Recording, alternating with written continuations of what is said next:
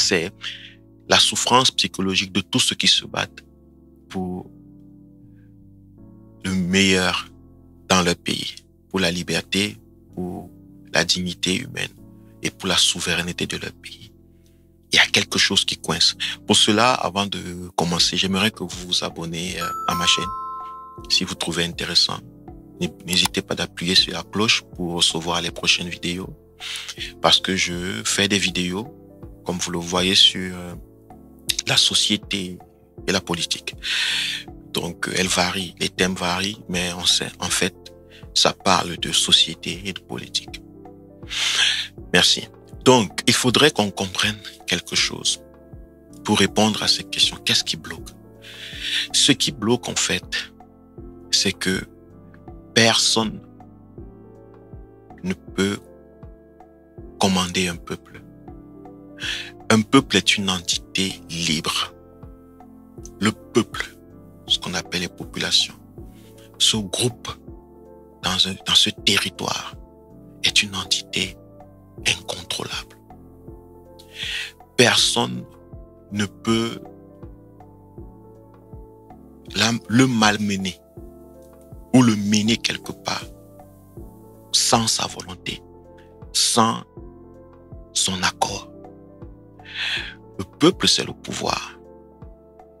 Et le pouvoir, c'est le peuple. Dans un pays, dans un État. Il y a, dans le point de vue sociologique, le peuple. Un État, c'est le peuple, le territoire et le pouvoir politique.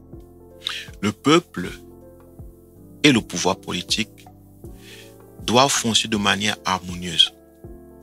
Et cet État, en général, cet État est régi par des lois qui sont la séparation des pouvoirs. Et cette séparation de pouvoirs doit fonctionner. Si ça ne fonctionne pas, si les peuples n'agissent pas, ne prennent pas le pouvoir politique, lui, il va s'accaparer du pouvoir et nous aurons un État cancéreux. C'est comme ça. Ceux qui sont au pouvoir politique vont s'accaparer du pouvoir. Si le peuple ne joue pas son rôle, malheureusement, le peuple est maître de soi. C'est la raison pourquoi il est très difficile de changer les choses dans un pays, de mobiliser ou bien d'avoir un changement issu du peuple. Ce n'est pas impossible, mais c'est très difficile. Parce que personne ne peut contrôler le peuple. Nous ne sommes pas maîtres du temps du peuple. Malheureusement, c'est ça. Donc, ce qui bloque en général, c'est le peuple. Nous sommes impuissants face au peuple. Parce que le peuple, c'est lui le pouvoir. Ce qui empêche les changements dans un pays, c'est le peuple. Ce qui apporte le changement dans un pays, c'est le peuple.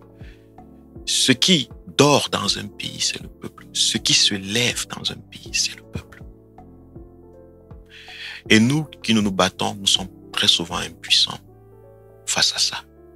C'est une vérité que parfois nous n'acceptons pas. Ou nous nous battons ou nous refusons d'accepter. Nous pensons qu'on peut forcer le peuple. Non, on ne peut pas. Ceux qui sont conscients en politique le savent. Alors, ceux-là sont très patients avec le peuple. Ils s'activent dans la sensibilisation, dans l'éducation, à garder le peuple à l'éveil, à amener le peuple à comprendre son pouvoir, le pouvoir qu'il est. Et il faut s'armer de patience. Si je pourrais dire, malheureusement, c'est ça. Mais heureusement aussi que c'est ça. Imaginez-vous que nous étions capables de manipuler les peuples comme nous voulions. C'est que personne ne pourrait changer quoi que ce soit. C'est qu'aucun pays ne changerait. C'est la maladie que traversent beaucoup de dictatures qui essayent de traîner le peuple d'une manière ou d'une autre quelque part vers une direction qui va leur servir. Mais constatez que même les dictatures ont des difficultés elles doivent convaincre le peuple à accepter leurs bêtises. Elles doivent faire beaucoup de manigances, partager de l'argent, donner des t-shirts, donner de l'alcool, abrutir, imbéciliser. Elles doivent faire tellement de choses parce que un peuple, c'est lui qui décide soit de suivre la misère, la dictature, la malgouvernance, la criminalité, l'injustice sociale, soit de les sortir, les chasser, les sanctionner.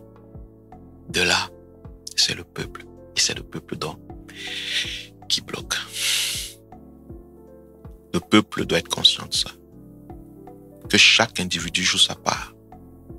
Si chaque individu de notre nation, si chacun d'entre nous prend conscience que c'est lui qui bloque, parce qu'il ne s'engage pas, parce qu'il ne prend pas la décision de changer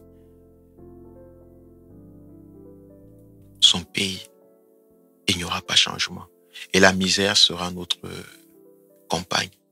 La souffrance, les pleurs, les grincements de dents. Ouais.